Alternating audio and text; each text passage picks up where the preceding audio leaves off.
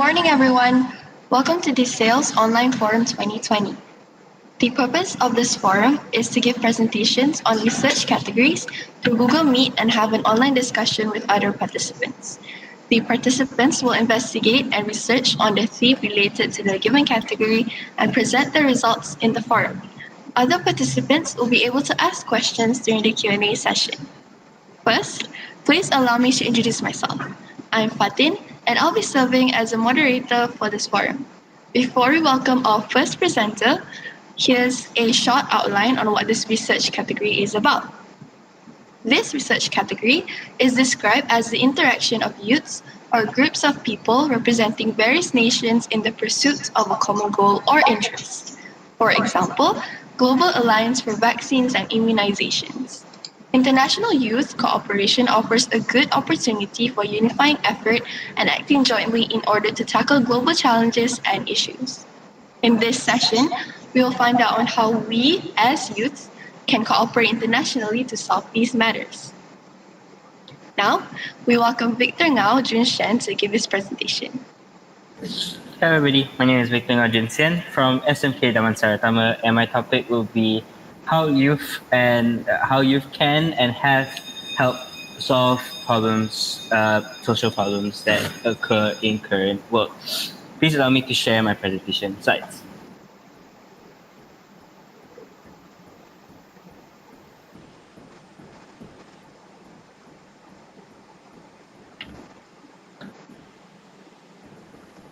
Can everybody see the slides?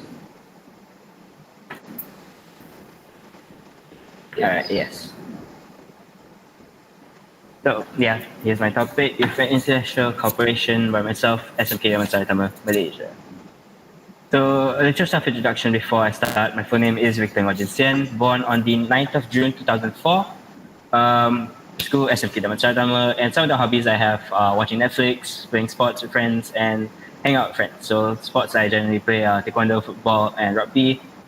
And here, as I've shown, there are some pictures along with my friends.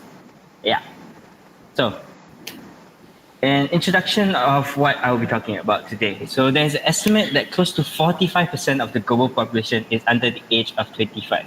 That is 3.51 billion people. Billion, not with a B. So, however, there is a saying that youth is the future. However, there are some people and even people in power that do not agree with the statement. The youth by some are considered disrespectful, annoying, lazy, entitled. Okay, I'm not going to sit here and say that all youth are amazing and should lead every single country, but there are some youth and some youth in the making that can do a lot and improve and make a difference in status quo. So the example I'll give is Malala Yousafzai, age 23, a symbol of female empowerment, resilience, and determination, as well as Syed Saddiq, age 27, fought and succeeded to reduce the legal voting age in Malaysia from 21 to 18 while he was Youth and Sports Minister of Malaysia, and he has been being a voice for the youth since his early 20s. So today I'll be explaining the steps that have already been done and can be done by youth to solve global issues on a global stage and the importance of them, focusing on these three specific aspects, which are support people living in poverty, social inequality, where I'll be focusing on patriarchy and racism, and last but not least, climate change. So yes, now we're moving on to my next slide, where I'll be talking about the first aspect that I would like to talk about, which is support people living in poverty. So poverty is defined as struggling to put food on the table, to have a roof over one's head, to provide proper healthcare, proper education, to generally live, to have a pretty stable life, I would say. So an example of somebody that has done a lot to help support this is LeBron James. He is a basketball player that has been in the NBA for over God knows how many years, 15 I presume. And growing up, he lived in poverty. His mother had him when she was 16 years old, and he has never met his father. Since his grandmother passed away when he was young, he and his mother had been moving from house to house, trying to survive, and his mother worked 2 to 3 jobs just to try to support him. But he finally found a place to settle down in at his coach's home. When he and coaches at home, coaches taught him basketball, taught him how to play American football, and well, the rest is history. One of the most well-known basketball players today. And LeBron himself said that he should not be where he is today after his hard upbringing. So after a tough upbringing, he vowed that once being drafted, he will help those in the situation he was. So the three most notable philanthropist activities that he has done are provide homes to close to 500 families where he either built them or bought the places for those families in places that are safe and well, it's a good place for the children to be nurtured. And he also sent 200 underprivileged teens to college on a full ride scholarship, where those teens excel in academics or in sports or etc., where they can make a difference in the world. And the last is built the I Promise School, which is the name of the school under the LeBron James Family Foundation for At-Risk Kids. So this school is set to be fully open in the year 2022, but has been partially open early and has up to now close to, if I'm mistaken, about 500 students studying there from the ages from grade 1 to grade 8. So with the help of other notable NBA players such as Luka Doncic from Slovenia and Stephen Curry of the USA as well, they have been working together to reduce the rate of poverty in the world, whether they have been working together with UNICEF or just on their own and under their own foundations, try to help people that are in need. So that may be an example of somebody that has all the means, all the resources to help somebody. But I'm going to give two ways that a normal youth can help those in poverty. So first, I'll be starting off with start a company that works with NGOs or United Nations to give donations to those in need. So, for example, I'll give is Tom's. So Tom's are a shoe company that was founded by Blake Bykowski, and he founded that brand back in 2008-9 around there.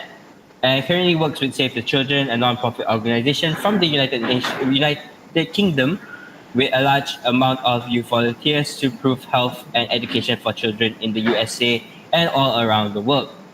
But Tom's also has this motto that they go by, which is you buy a pair of shoes and they will give one away to somebody that is in need. So this is, of course, very helpful for some people all around the world where they don't have proper shoes, proper clothing, where Tom's has been a way for them to they've been able to provide those our general essentials that we need in everyday life. So another example of what we can do is participate in Rotary clubs such as Interact. So there are over 15,000 Interact clubs in the world with the initiative to help others in any sort of way. But multiple Interact clubs do multiple community service activities to support the cause of their choice, and some choose to help poverty by having a run, having a concert, and etc. There's so many possibilities of what you can do. And this is when we are generally in high school and we are from the ages 13 to 18 around there, we can participate in Interact clubs to help make a difference. Through the cooperation of clubs all around the world, and the benefits from these events could be sent to NGOs to help those in need. So yeah. I'll be moving on to the next part that I want to focus on, which is social inequality. So as I said before, I'll be breaking it down into patriarchy and racism. So what is patriarchy? Patriarchy is a system where men are perceived to be in power and females are generally excluded from it. As a result, females are given a chance in parts of society. Examples when getting a promotion or even when just getting a job in general. Also gives the males the perception that they are entitled to success because of their gender, which sadly does happen in terrible situations where all around the world there are some people that might not be as open-minded and find themselves just because they're male that they are in power or something like that. So an example is in the NBA, the general wage, the average wage of a player is 7.7 million, where in the WNBA, the women's version of the NBA is only 750K. So that is 7 million less. That is a lot. So what has been done to overcome these problems is at the 2019 Women's World Cup, all the nations banded together to fight equal pay, with USA co-captain Alex Morgan being one of the faces of the movement. Alex Morgan has been fighting this cause since she was in her early 20s as a starting football player, and has really been able to spread awareness along with her USA teammates and many other nations as well. Um, of course, it may not seem like much, but in the long run, it does make a big difference. So, another example is Stranger Things actress Millie Bobby Brown, age 16, has been working alongside UNICEF to support this movement since she in January broke out. She broke out as a star from the Stranger Things series on Netflix. So, the average youth, what can we do? Well, the most simple thing, I'm pretty sure that everybody here has social media, whether it be Twitter, Facebook, Netflix, or etc. But there is a lot that can be done just to spread awareness. Now, next part I'll be moving on to is racism. So, I'm pretty sure everybody has heard about the Black Lives Matter movement, where after George Floyd was killed by 4 police officers. But instead, I'll be focusing on Uyghurs in China. So, Uyghurs are an ethnic minority of 14 million people, mainly in China. However, the Chinese government rejects the notion of them being an indigenous group. As a result, upwards of 1.5 million Uyghurs have been placed in re-education centers where they are being tortured and forced to do things against their beliefs, example, eating pork or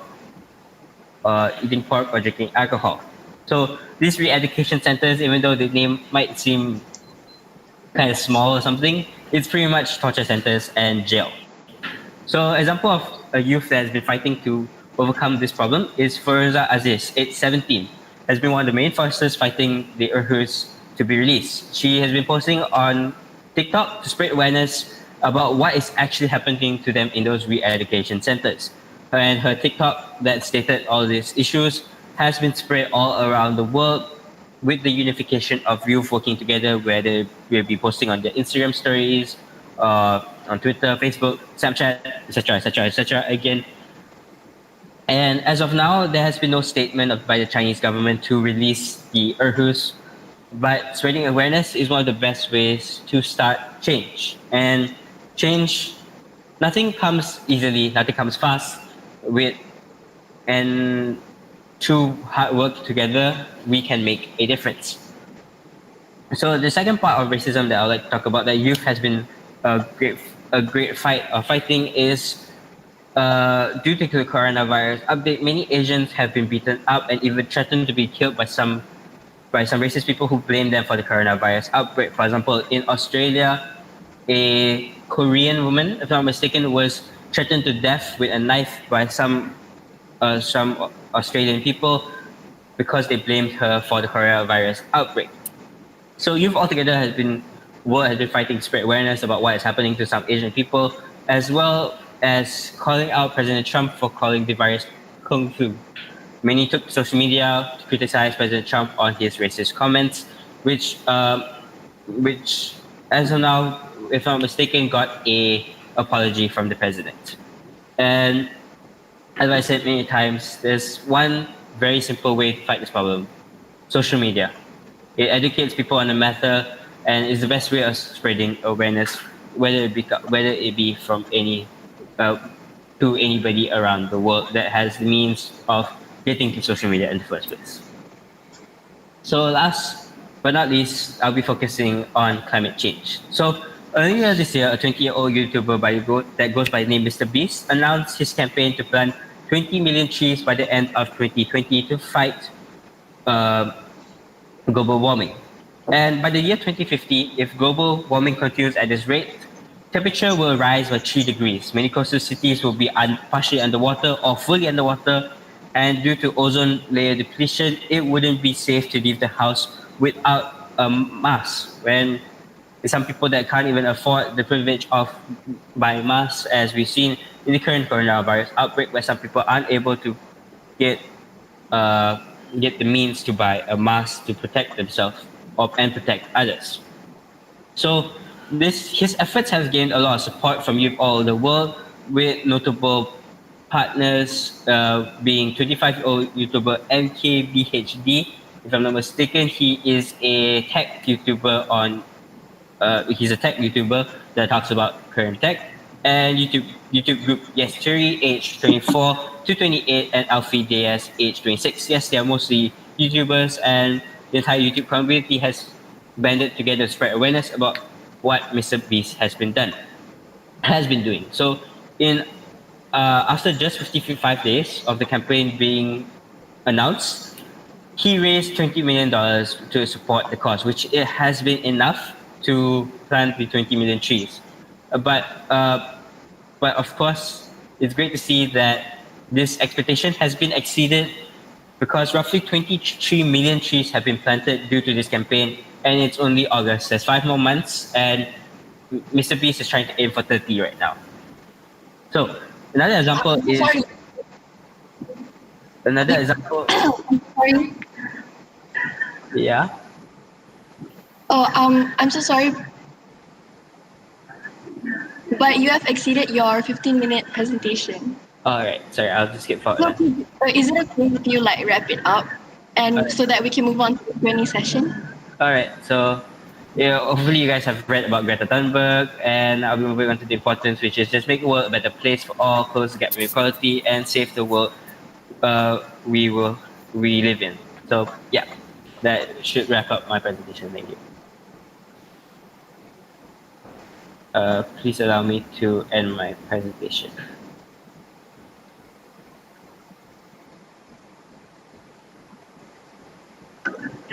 All right, thank you, Victor. Now it is time for a Q&A session. Does anyone have a question that they would like to put forward to Victor? Victor, I have a question for you. Yes, Amira. So as we know, poverty is a really big problem. How can raising awareness, and then just by spreading awareness to our friends and family, how can that help with poverty, which is such a big issue? Sorry, I can't hear you very clear. So you know how poverty is a really big issue, right? Yeah. So how can raising awareness and educating others around us help with solving this huge issue, poverty? Right. So yes, poverty is a huge problem, and raising awareness is not the only thing that should be done. But through raising awareness, we can find people that there will be people that have initiative to, for example, donate or go to those certain areas. For example, through raising awareness, some clinics have been starting out. They pretty much built a van, and inside they have all the medical essentials for people over there, for example, to get vaccines, to get birth control, or whatever it may be they need, and they bring the treatment to everybody over there. But also, there are some people that just go there, they help out at soup kitchens in the area, something like that. It may not be like it seems like a lot, but as I said over and over again in my presentation, along through bit by bit, we can achieve a lot. So yeah. Thank you.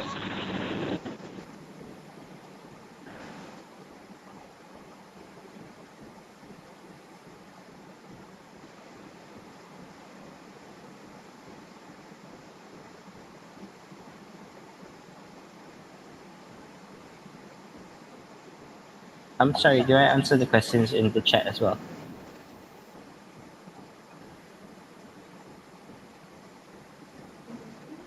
Hi, so Fatin's having a technical difficulty. We'll be back in a minute. Thank you for your patience.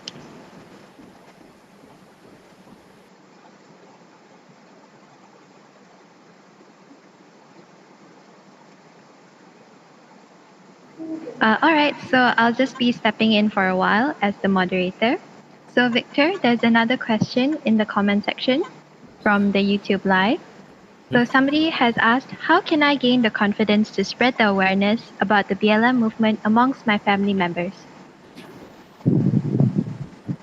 Um, of course, not everybody has the confidence, but there is a way to. Well, honestly, the way I believe is to family members are the ones that you deem you trust. You trust them with your problems or something like that, whatever it may be. So I guess that family, the only way is to just try, give it a try, to spread awareness about the BLM movement, for example, their family members, because family members are most probably the ones that are least likely to ridicule you. So if, hopefully your family members will be, of course, open-minded about the situation, and if they perceive it well, hopefully you have the confidence to spread it to other people in your social group, for example.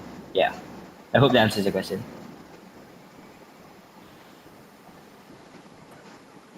Alright, thank you again, Victor. Now, we shall take a 5-minute break before we continue on to the next presenter. All the participants will have to mute your mic and camera. I hope we'll see each other shortly.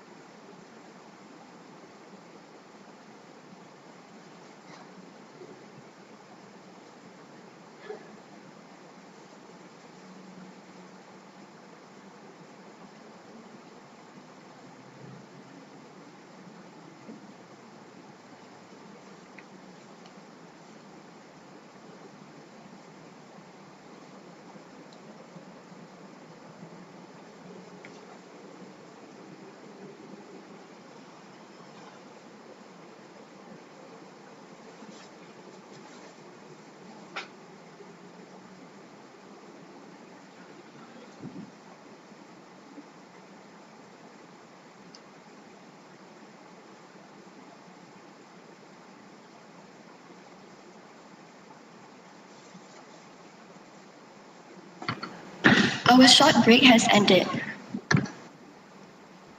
Could all the participants please switch on your cameras?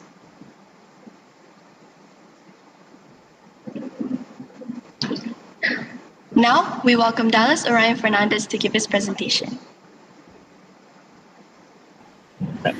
Hello guys, my name is Dallas Orion Fernandez from the school SNK Damansari Utama, and today my topic will be youth and international cooperation.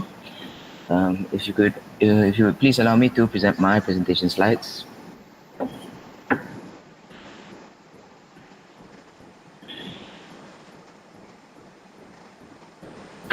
Can everybody see my slides? Yes, we can. But you need to do it in slideshow mode. All right. Okay. Okay, so my topic will be youth and international cooperation. A little self-introduction for myself. My name is Dallas Orion Fernandez. I was born on the 4th of July of 2004. I'm from Malaysia and I go to the school SNK Damansari Utama. My hobbies consist of football, music, and hanging out with my friends. And now an introduction to the topic. In this modern day and age, many a person, especially those of older age, will consider and label the youth of today as just kids, and that they're just unproductive, selfish, uncaring, and that they don't contribute to the community enough. Little are they aware that youths from the world over are of paramount importance to their community and have a respectable and impeccable stature. In this presentation today, I'll be going over 3 points that clearly clarifies why the youth community are cardinal in today's world.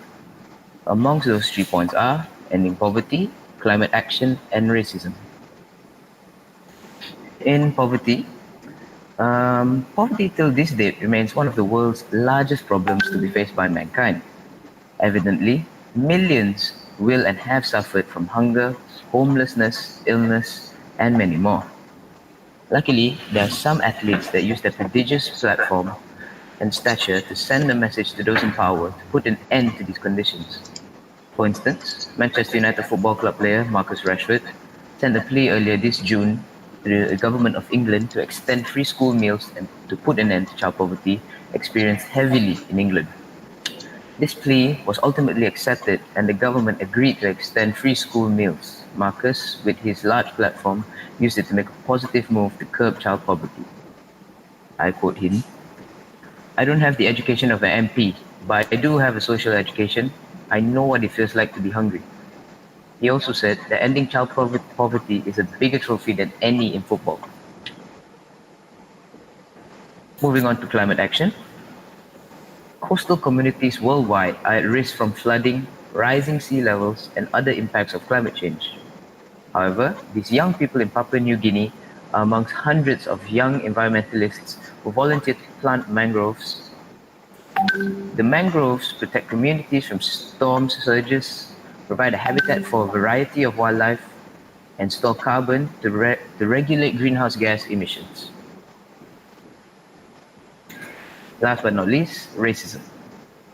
Racism, as everyone is aware of, has been a monumental problem since the very existence of life itself. One would think that in the modernized and cultured year of 2020, racism would no longer be a problem faced by absolutely anyone at all. Fortunately, there are still people who still practice this disgraceful act. In 2020, amidst of the spread of the COVID-19 pandemic, on the 25th of June, the life of George Floyd was taken brutally in cold blood by a police officer who knelt on his neck while arresting him. As George cried out helplessly that he couldn't breathe, the police officer disregarded it, and that ultimately led to his death. This incident sparked the flame of the outrage and fury of the netizens and people from all across the globe of how big a problem racism really is. As a byproduct of George Floyd's death, the Black Lives Matter campaign was ignited immediately, and petitions were signed by millions of people, including a vast majority of the youth community. In fact, based on my very own observation, the youth community banded together to spread awareness of the vital importance of the Black Lives Matter campaign on their platforms, especially on social media applications such as Instagram, Twitter, and Facebook. In a nutshell, the youth community really did play a pivotal part in ensuring the success of the BLM campaign. Moving on to the importance of these efforts, This will ensure a better world of the generations to come. It will preserve the environment and Mother Nature. It abolishes racism once and for all and brings up a well-educated and respectful generation. Are there any questions now? All right, thank you, Dallas. Now it is time for a Q&A session. Does anyone have a question that they would like to put forward to Dallas? I have a question for Dallas. Racism has been a problem of humanity since the start of ages, as you've said. How do you think that the youth today, fighting towards racism, will end this once and for all? What do you think is different from them that will make it successful this time? Thank you. Good question. Successful this time. Well, the youth, just like anyone else, the youth, they always want to voice their opinions and they want their opinions to be heard by everybody. And obviously with the use of Instagram, Twitter and social media, so easy these days to get their opinions heard. So with the use of social media put to the right cause, just like spreading the BLM campaign, it's come to a great success recently. And if they continue this, eventually in the near future, I'm very sure that racism will soon come to an end.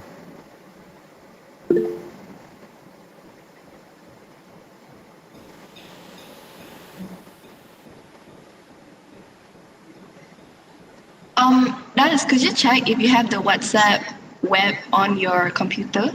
And if you have it, could you please close it because it's kind of disturbing. Sorry. My bad.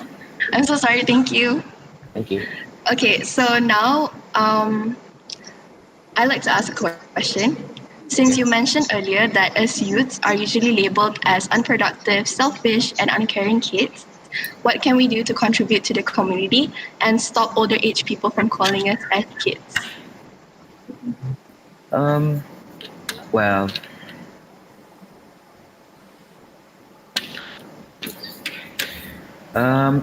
the way we act coming up these days plays a very important role in how we're looked upon as from older generations. And the youths, as for my friends that I know, that are all youths, of course, a lot of them are very respectful and they're very polite. So, yeah, hold on.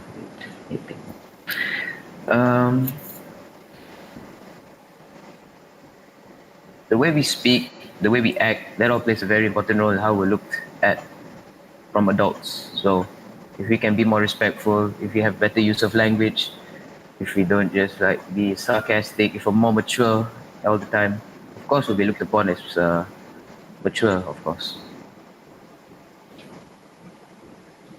Thank you.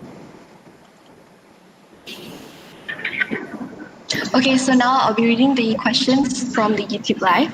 So the first one is, how can the youth ensure that a campaign such as the Black Lives Matter campaign does not only become a trend? How will it become a trend? Well,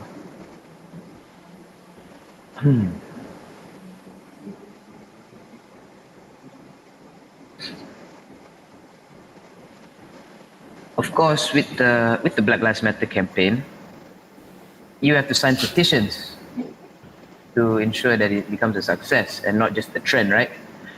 So instead of just posting it on your social media, just support the Black Lives Matter campaign, put the link in your bio or even on your story so that anyone that sees it can just automatically just press on it, go right to the link and can just sign the petition to ensure that it's effective and not just you just see it, okay, Black Lives Matter. Okay, so next question. What are Malaysian youths doing to solve climate change in their communities?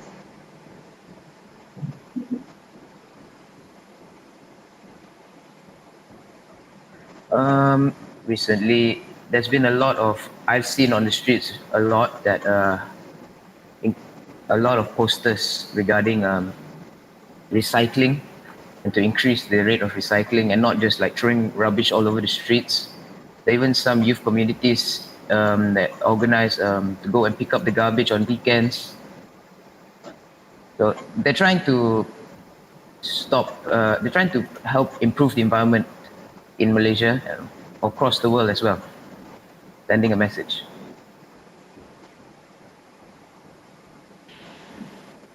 What can the youth do to help people stuck in poverty?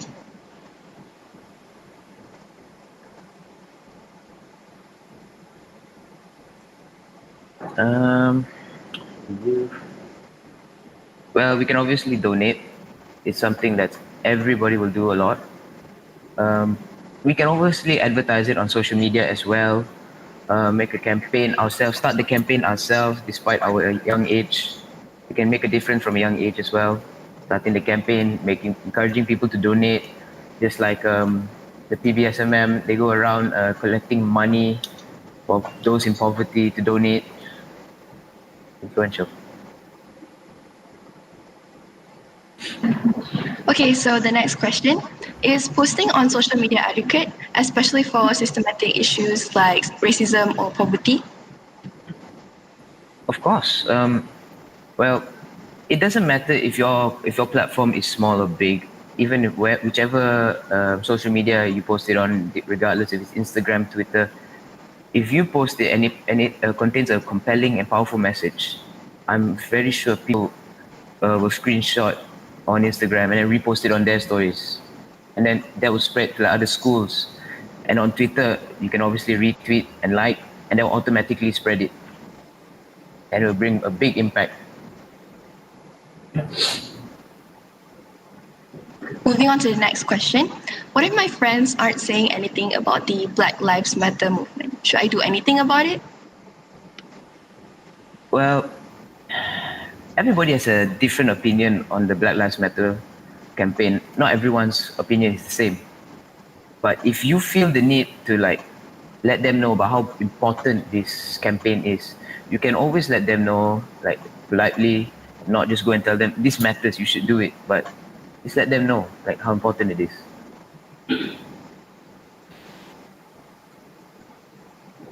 Okay, so the last question. What do you think about youth who do not care about social issues? How do we educate them about its importance? Well, for those youth that don't care about the importance and all, sometimes it's not their fault. Maybe it's just the way they were brought up, like their parents. Maybe they weren't given enough education regarding this topic. The best we can do, if we know who these youth are in particular, we ourselves can like tell them the importance of it, or we can like advise them to like come to environmental talk, like show them on your phone itself, like the BLM, like what's happening to our world right now, how bad it is, and how they can also make a change.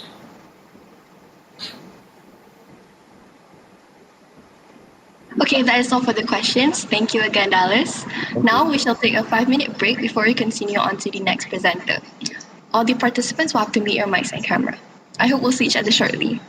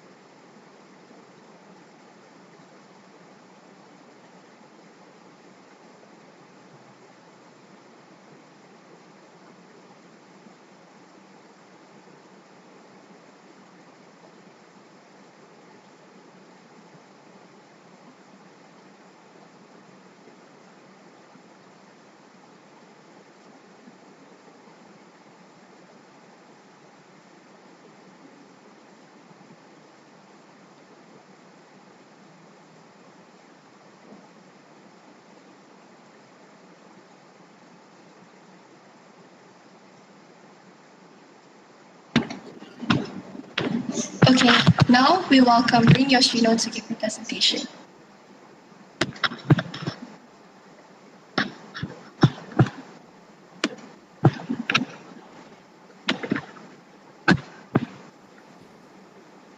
Okay, I'm representing Japan, and my topic is effects of environment and poverty issues among young people.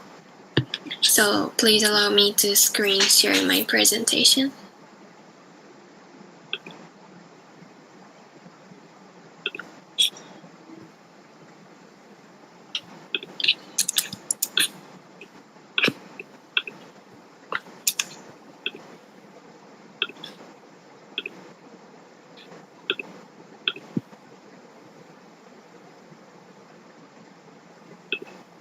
Can everybody see it? Yes, we can. Okay.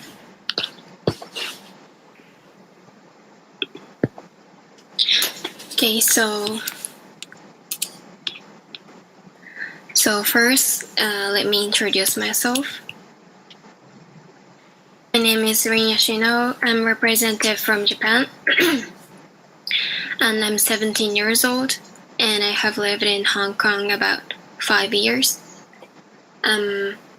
My hobby is to read books and watch movies from abroad. Recently, I watched them in Netflix, and also I like to listen to music. And next, I will introduce about Japan, which I live now. As everyone knows, capital city in Japan is Tokyo, and I have lived in Tokyo when I was a child, and now I'm living in Kyoto, which is near to Osaka. Population is about 126 million, and Olympic might be held in next year, which was planned to be held in this year. And it's an island country and has developed own culture like food, entertainment, clothes like kimono, and more. And next, I'm introduced about school that I'm going right now. It's called Ritsumeikan Uji High School, which is located in Kyoto, and about 1,000 students are attending. And our school is accepting international students, so this means I have an opportunity to communicate with foreign people. So now let's get down to the main topic, youth research and how we need international cooperation. The object of youth research is young people are very important for economic growth and for social, technological, and political innovation. Cooperation is another path that has the young people to show their solidarity and commitment to the society in which they live. And there are multiple ways to get started in cooperation and participate in solidarity projects that improve the quality of life and wellness of people with a greater need for assistance and help. And we have many agencies at all levels to find information about to start looking for projects, grants, training, and financing in the project that is carried out. And I focused on two main certain issues that is related to the youth. And the first one is poverty. And families cannot afford to take their children to school. And in the long run, this leads to the children and will more than often resort to crime-related activities because of their lack of skills and knowledge to get employment and to get a job. And apart from the education, resources like food, clean water, and healthcare are not really accessible to the poor communities. Which is leading to illness. And youth who endure growing up in poverty-ridden communities are usually prone to suffer from social discrimination and exclusion, which affect their emotional well-being. And as you can see in this graph, Japan differs from other participating countries in that child poverty increased to 14% income distribution. And in addition, the reported poverty statistics for Japanese single-parent households in which the parents is employed are 50%. And next, I focused in environmental issues. Many people are ignored and oblivious of their responsibility to the environment have continued to unknowingly. Many environmental activities that are harmful to the environment are still in practice today. Such activities intensify today's environmental crisis by further perpetuating major environmental issues. And youth are faced with environmental health crisis, like environmental food crisis, and they live in a world where extinction of endangered species is a highlight due to all these environmental issues. And as you can see in this graph, the situation is becoming very serious as the year passed, because we just keep trying to say we have to change something by not taking actions. So how we need international cooperation to solve these issues. I came up with a few solutions that young people can do. And first one is raising awareness of global issues among young people and providing opportunities for young people to exchange views with policy makers on global issues. In my school, there are SDGs class, which we can learn about environmental issues too. But in Japan, there are only few schools that actually provide opportunities for students to learn about that, so we should provide more opportunities. And encouraging young people to volunteer for environmental projects and to act green in their everyday life. For example, recycling, saving energies, using hybrid vehicles, and more. And encouraging young people to volunteer in development countries or to work on development issues in their own country. And in conclusion, all the countries aren't able to stand up on their own because we support each other. And all the countries are not perfect, so we help each other to make up for the lack. And we are able to live in our country peacefully by doing these steps, taking these steps. And this is how the international cooperation keeps our life balanced. Yeah. Thank you for listening. Okay, thank you, Rin. Now it is time for a Q&A session. Does anyone have a question that they would like to put forward to Rin? Hello, Rin. I have a question. Yes. I read in your presentation that you said that we should raise awareness about global issues among the youth. In your opinion, how can awareness about the global issues be spread to young people? Okay, so there are a few ways to raise awareness among young people. The government said us to recycle the plastic bottles, bins, aluminum cans, and more, but we are unsure that how they are recycling and what are they become after recycled. But I saw in some articles that how the recycled materials change. For example, the plastic bottles are become fiber products and egg packs, and the container and packaging plastics are changed to bench like we usually sit, and coke, which is a solid fuel made by heating coal. And I was very impressed by seeing the changing steps after goals. So right now, most of the young people has a social media account. So it is important to show the steps of recycling by using SNS. And if we make videos of how the recycling materials change, I think we might get more attention of young people.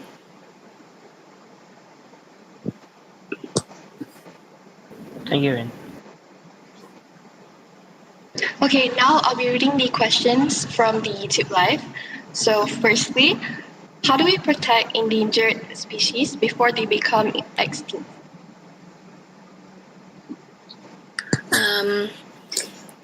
I think we should protect the endangered species in the. If it's an animal, we should keep that in zoos to make them safe.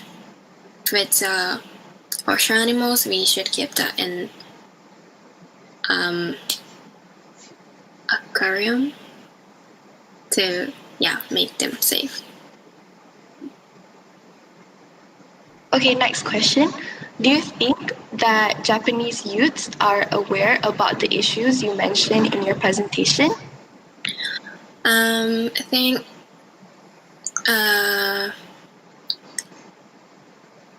think most of the young youth, Japanese youth, are not aware of these issues. For the poverty, we have an opportunity to donate the money, but I think most of the old people are doing it. Young people are not have interested, so I think we should. As I said, I think we should use social media accounts to spread out about that. Okay, so next question.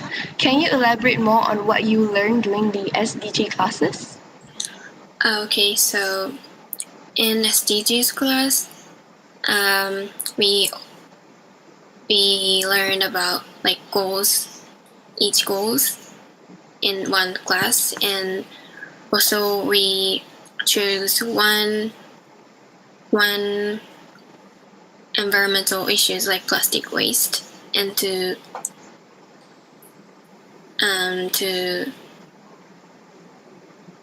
search more about that, and then we make a presentation about that,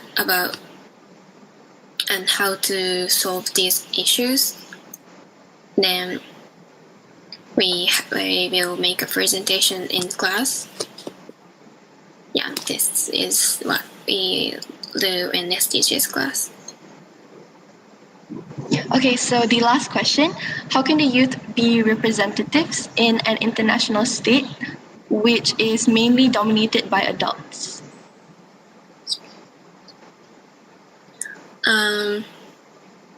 Right now, mainly all adults are donating for like poverty, but we should change that situation right now.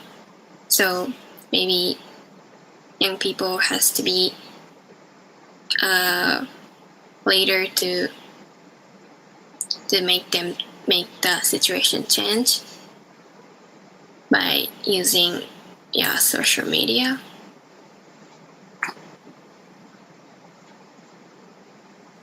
Okay, so that's all the questions. Thank you again, Rin. Now we shall take a 5-minute break before we continue on to the next presenter.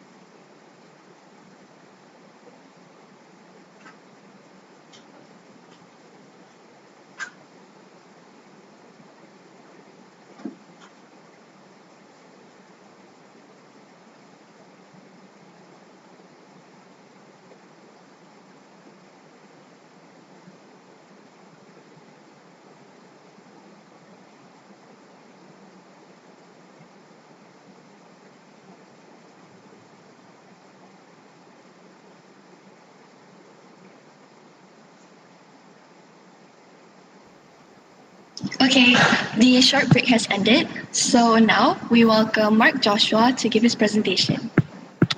Good morning, everyone. My name is Mark Joshua G. De Kipil from the Philippine Science High School CARC, and today I'll be talking about youth and international cooperation. So please allow me to screen share my slides.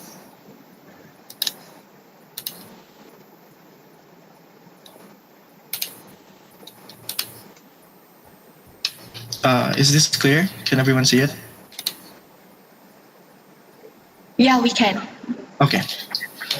So, I will be talking about four main topics in my presentation today: the problems youth face, the value of youths, and the importance of empowerment, and lastly, how cooperation enables this.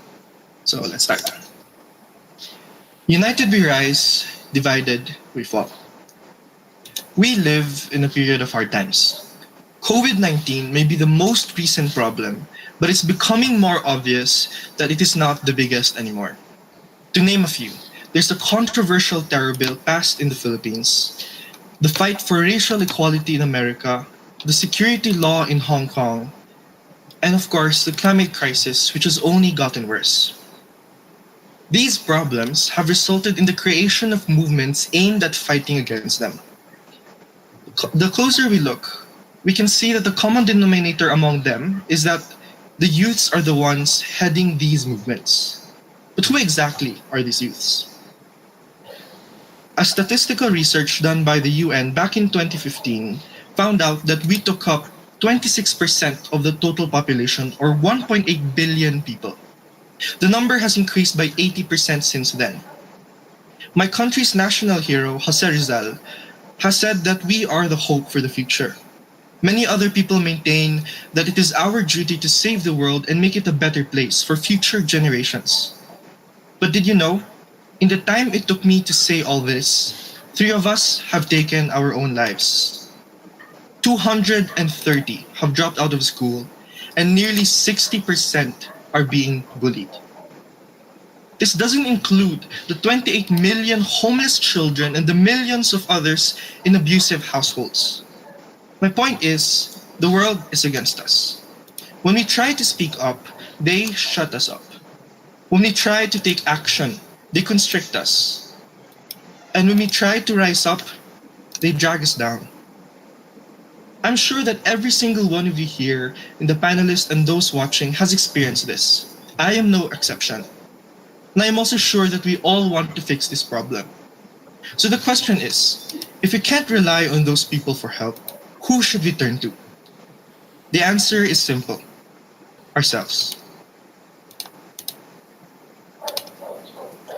I believe empowerment comes through understanding and practicing two key concepts: cooperation and global communication, which I will now talk about. Cooperation is primarily for three key things: synergy, healthy competition, and enhanced learning. When we talk about synergy, we talk about how we get more done together than alone. We talk about how we can enhance each other's strong points and minimize our weak points. Through this, we get to build our own confidence as well. Because we cannot come close to solving our problems if we do it separately. Greta Thunberg was only ever able to reach so far alone. It was the collective action of people all around the world who protested with her that allowed her voice to reach as far as it did. As far as the UN Climate Action Summit. This goes to show the change in influence the youth really has when we work together.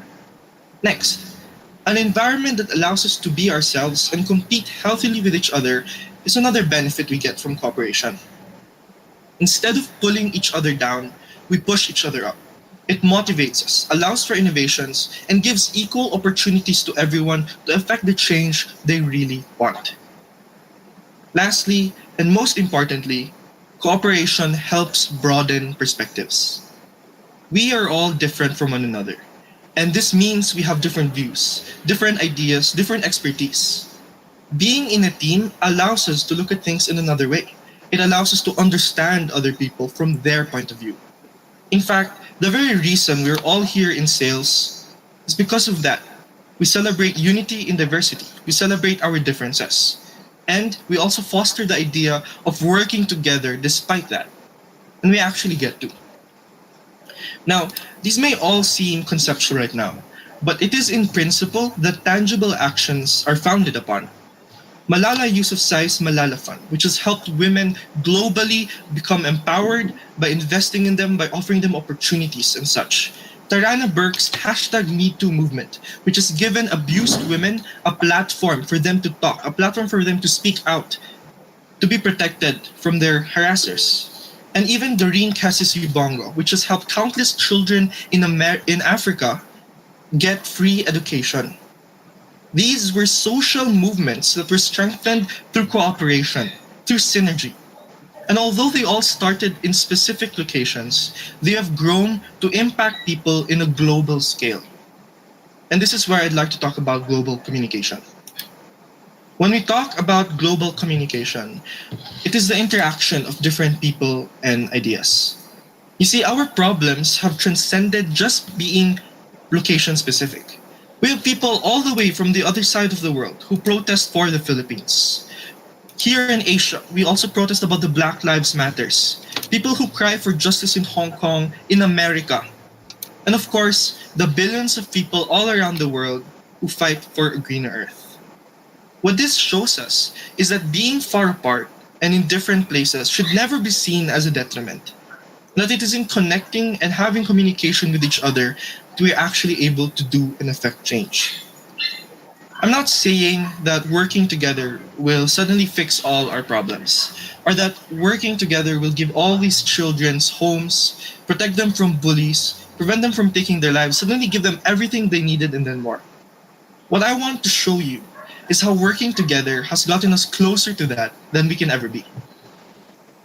So when we finally get to have synergy, when we believe in ourselves and in others more, when we are with people who are different from us, people who are like us, when we see the bigger picture, when we work towards betterment, we become empowered. This leads to a domino effect where we begin to influence others and cause them to start participating actively as well and taking action. We create an environment of active, empowered youths. I believe this is important because we shouldn't look at fixing these problems in a short term solution. We should look at a more sustainable one that's able to reach the future. Ensuring that we have empowered people today is ensuring that these kinds of thinking, these kinds of beliefs will carry on to our future generations. What I want to talk about next is how exactly we can achieve this. Now, helping doesn't immediately translate to doing something big. It can start small. Simply joining groups and showing support is already a big help. Examples of these groups is Amnesty International, which allows for children, for different youths to talk about their problems and to be able to find solutions from all over the world. The We Charity, which fights for human rights and social equality, regardless of your standing, regardless of what you believe in. And of course, the Who We Are Global Youth Network Foundation, which is a nonprofit governmental organization that helps in motivating and empowering youth.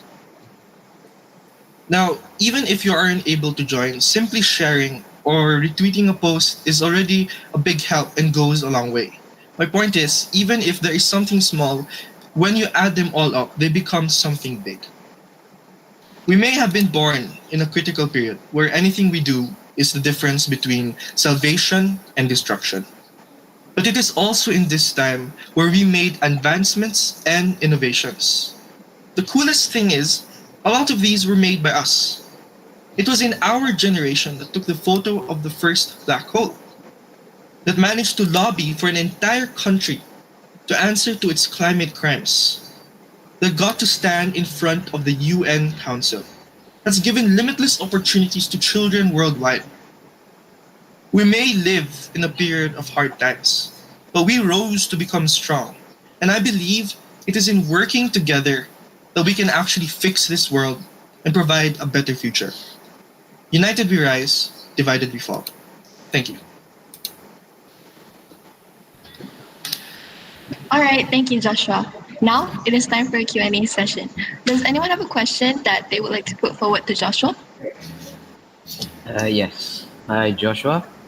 My question is, how can global communications be done by those in need that may not have the means? For example, no access to telephones or the internet. The idea of cooperation is that it doesn't necessarily entail everyone to suddenly start working on the same level. We are all in different levels. There are some who don't have access for us.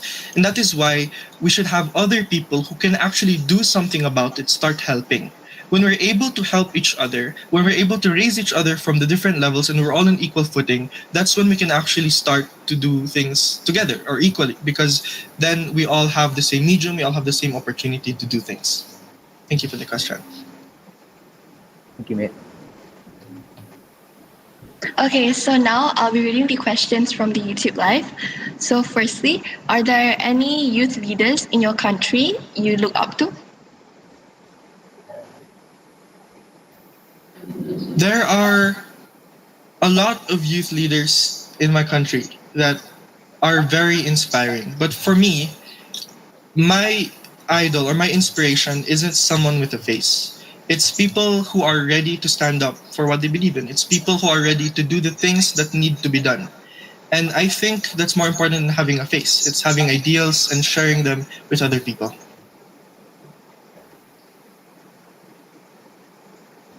Okay, so the next question, how do we ensure that healthy competition does not become unhealthy competition? Um, no, the thing about having cooperation and empowerment is that it shouldn't come from other people. It should come from yourself. So the idea that we're trying to fight for here is not going to be possible if people themselves are not willing to change. Healthy competition is only going to arise or is only going to happen if people are willing to work with each other. Otherwise, it won't be healthy competition. So we need to be able to understand that we need each other and that we should help each other in order to have healthy competition. Hi everyone. I'm so sorry. We're having a technical difficulty. So I'll be continuing on with the questions for Joshua. So there is a question.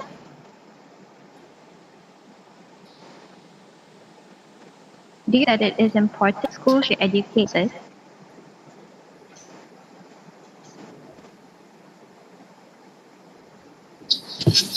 Thank you for that. I think if we want to fix a problem is know about the problem. And it is in educating the youths, our future, that we're able to actually empower them or we're able to give them the tools they need to be able to fix the problems that we have. Because if they don't know anything about it, they wouldn't know how to fix it or what to do about it.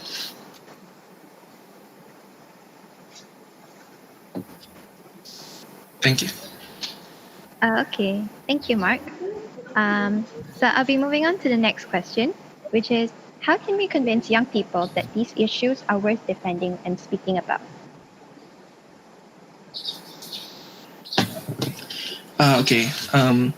The thing about the problems that you have is even if they're happening in other areas, they're going one way or another. They're going to affect us. The fight for racial equality is a really big thing because it's not only something that affects the blacks. It's also something that affects people of different colors, people of different nations, right? So it's very important that we get to learn this or that we get people to learn about this because they're going to be affected whether they like it or not. So I think it's going to be better if they're well equipped and they're willing to fix it than not knowing at all.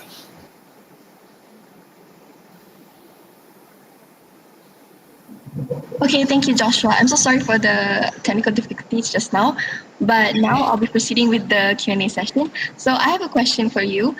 What are some problems that the youth in your country today face? Okay, so the biggest issue I have, sorry, the biggest issue here is the recent passing of the terror bill, which basically um, puts people who speak out or puts people who speak out against the government in a very dangerous position because they could be arrested or they could be placed in harm. So a lot of times we're discouraged to speak out or we're put in danger if ever we do. So I think that's one of the problems that we should be able to fix when we have global communication because we're able to send the message that there's a problem here in our country and that we need help from other people as well. Okay, thank you. So now I'll continue reading the questions from the YouTube Live. Opinion, the idea of global communication or global cooperation is something that's already been here because we already have previous movements that are international. So the next step from that is how we better strengthen it. And that's, as the other panelists have said, through repeating, sharing, joining groups. Showing support is one way or a few ways to actually strengthen these ties that we have because we have to show that we care for other people if we want them to care for us as well. Okay, thank you. So next question. Do you think it's important that schools should continue to educate the children about the work that these youth leaders are doing to help with these causes? Oh, I think the question was asked previously already. I'm sorry. Oh, I'm so sorry. Okay, so the next question is racial equality a problem in the Philippines? Uh, yes, it's a very huge problem, and I think it's very ironic because a lot of the times we're being racist to ourselves. We have this idea of um, idolizing people who come from foreign countries like America, like Japan, because we see ourselves as of the lower class or we don't like who we are.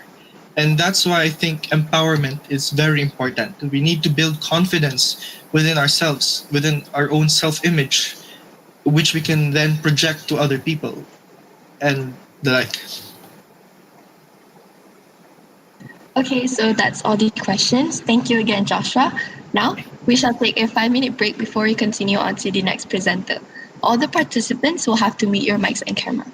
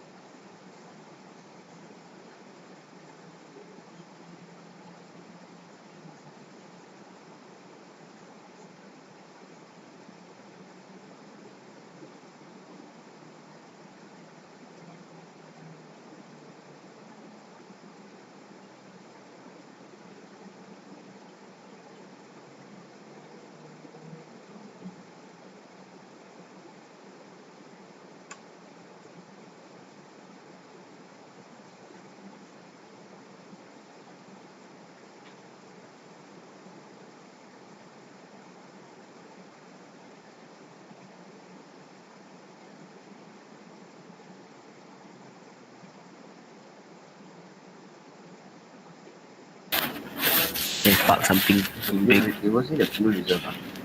something like that. Lah. I'm so sorry, Victor, but your mic is not muted. Okay. Look at this. Sorry.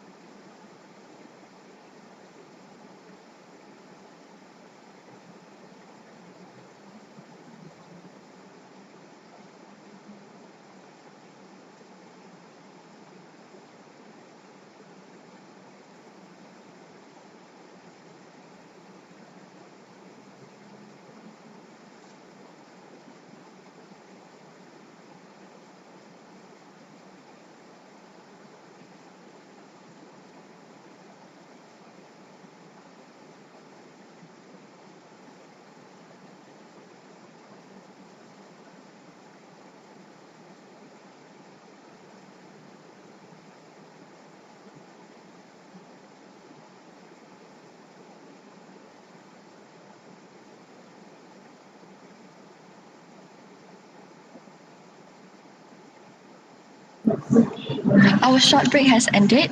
Now, we welcome Amira Najwa binti Ahmad Naji to give her presentation.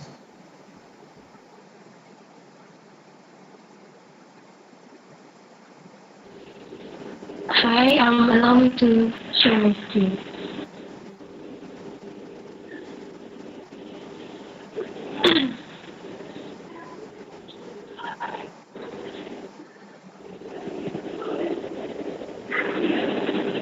Can everyone see my screen? Yes, we can. Before I start, let me introduce myself. My name is Amira. I'm from Tunku Krusha College, Malaysia.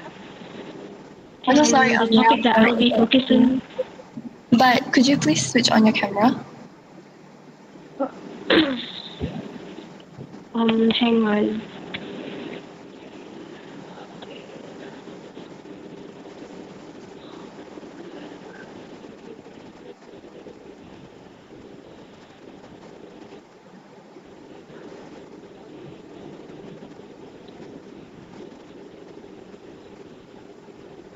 Is that better now?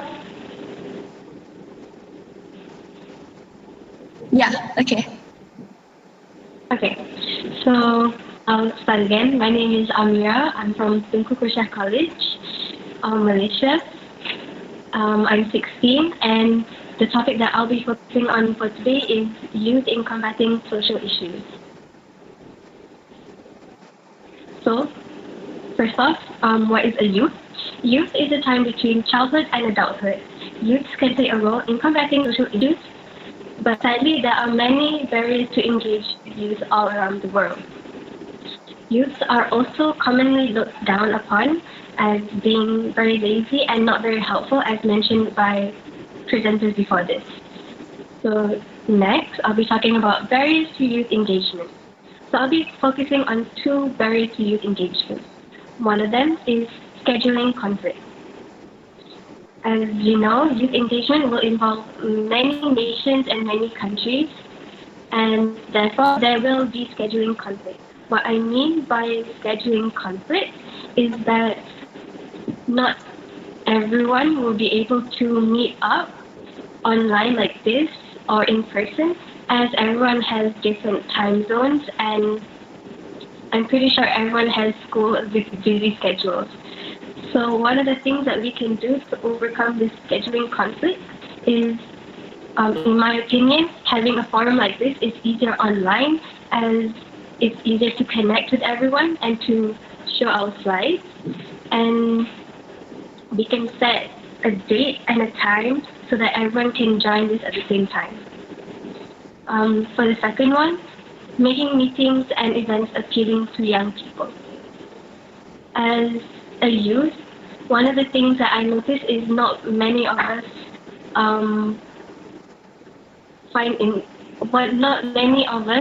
find meetings and forums like this interesting. So one of the things that we should do is make meetings and forums like this appealing to the younger generation and make it seem not just a boring subject, and try to make it more fun. One of the things that I think we can do is, for example, add games to events like this, so it's not just a boring event. There will be also games and stuff like that. So these are the things that I found on parent engagement. So next, I'll be talking about the role of youth and social media. As all of us know, social media plays a big part of youth's lives. Even though it is commonly perceived to bring negative impacts, social media has facilitated the spread of information regarding social issues.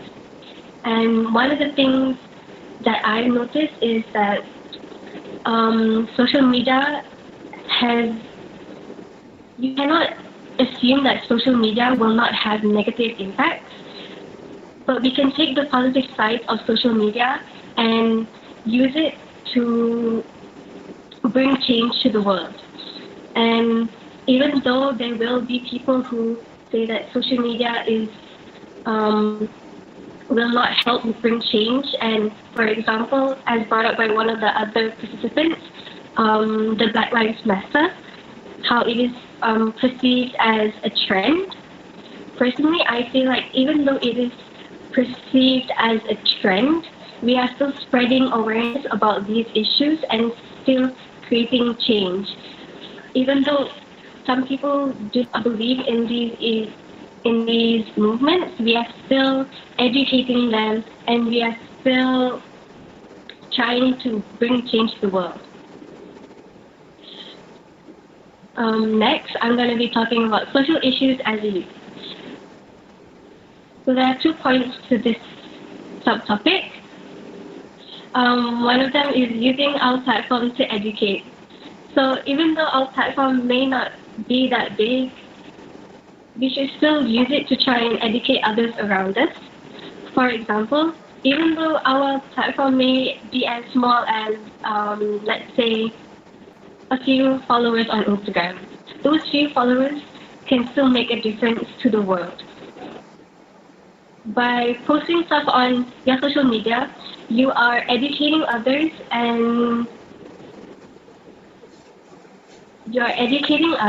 and you are also helping towards these movements. Going back to the Black Lives Movement, even though it is a main problem in America, many people retweeted and posted stuff on social media such as Instagram and Facebook. And personally, I've observed that many youths did use that platform given to educate.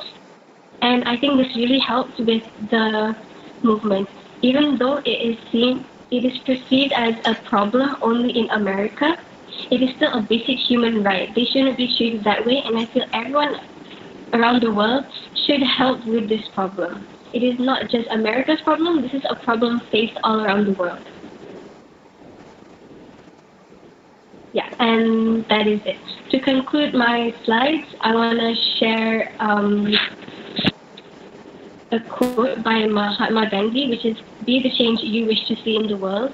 Change will not come easy, and I feel like everyone should play their role in making change for the better future. That is all for my slides.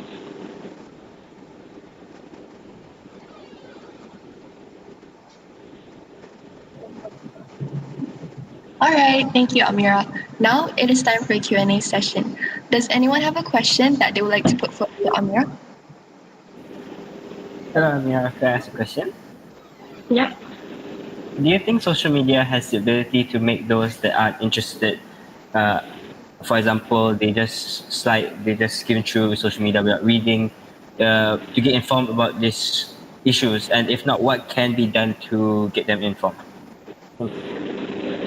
I feel that even though there are people who slide through all these, for example, Instagram, even though there are people who just slide through these people's stories, once you see these things and many people are posting about it, I think you will be curious on what is everyone posting about, how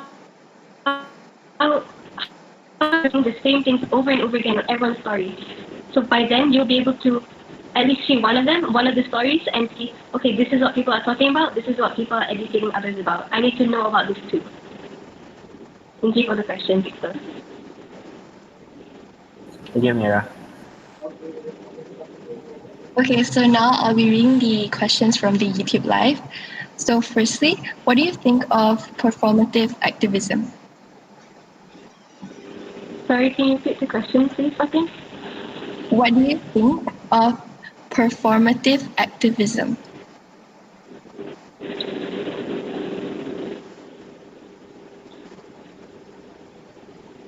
Performative activism.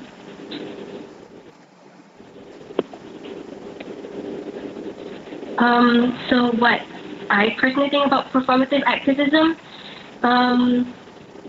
even though it is, even though it is performative activism, they are still spreading awareness about it, even though it is seen as a negative point of view because they're only doing it as example as an influencer, it is still raising awareness and they are still using that platform. Even though it may not be for the right reasons, they are still able to spread awareness about the certain matter.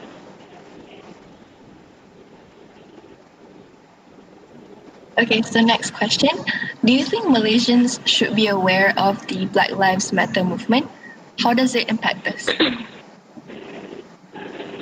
I think Malaysians should be aware of this Black Lives Matter movement because even though it does not affect us Malaysians, it is a basic human right and everyone should know about this matter. Let's say in the future Malaysia is involved with a social issue, then other countries could know about this as well. I feel like just because it does not affect me personally, I should still know about it so that I can educate others and myself about it. And how does it impact me and my country? I feel like we do still have black people in Malaysia as immigrants and they still do work here. So I feel like this Black Lives movement is still very important to us and we should still know about it. Okay, next question. Racism isn't a new thing. Why are more people only speaking and taking action now? I feel like before this, people were more hesitant to speak up about it. But now that more people are speaking about it, are more open about this topic, more people are voicing out their opinions about it, which is a really good thing.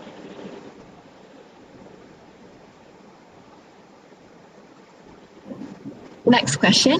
How do you think racism is handled in Malaysia? Do you think it should be voiced out more? As a multiracial country, I feel like racism is not handled that well. We still do receive a lot of racism, and I feel like we should start teaching the younger generation about racism so that it is not a problem in the future. And I think more people should start voicing out their opinions about racism and really and really and I feel like when more people speak up about this issue, the problem will be able to die down.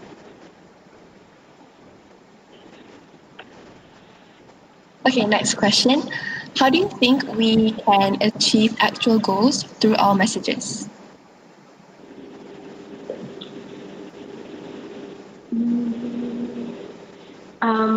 So personally, I think that by to achieve a goal is not that easy. There are many things that will get in our way, but by our messages to the general public, to our family, to our friends, to anyone, and really educating everyone will really help with achieving our goals. And even though it seems like a tough goal to achieve, I think sooner or later we will be able to achieve these goals.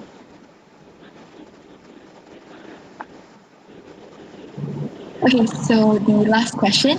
What do you think if people spread misinformation through activism? I don't think this is a new thing, like misinformation. There are a lot of misinformation, and I feel like there is more reasons why we should spread awareness for these issues to fix the people to fix the information that is wrong and to really spread the right information to the people so people do not have the wrong perception of these issues and these movements. Okay, so that's all the questions. Thank you again, Amira. Our forum for this session has come to an end. First and foremost, thank you to our panelists for providing their insightful views on the topic youth and international cooperation. Thank you also to everyone who attended the forum.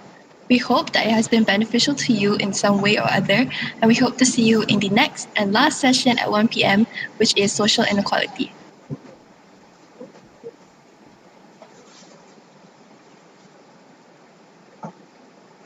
The participants are not required to leave the meet because we're gonna take pictures.